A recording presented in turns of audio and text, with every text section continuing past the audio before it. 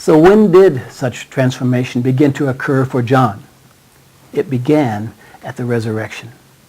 John carefully reported the details in the last 2 chapters of the gospel we're studying, beginning at John 20.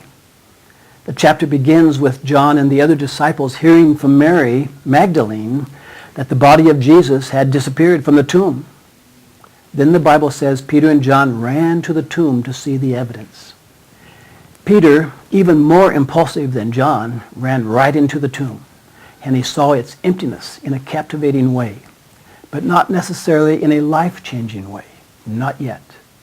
John came more slowly, but the sight of the empty tomb registered on him immediately in a life-changing way.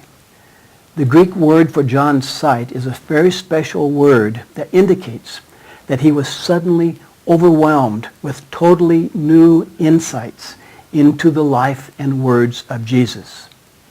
The 3 years became illuminated to him as never before.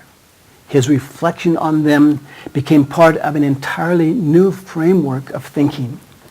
And so John 20 verse 8 says, he saw and believed. I believe this was the time at the resurrection when God began to bring the necessary transformations into John's life. I believe this was the time when he was actually converted to the truth in Jesus.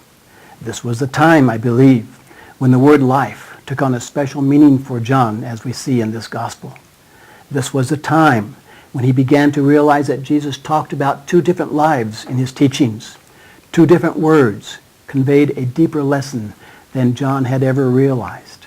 The birth, life, obedience, wisdom, miracles, and wonders of Jesus were possible by the presence of God's very own life in his very human life.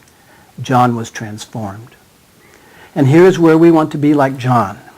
We need to be transformed in our knowledge, in our emotions and will.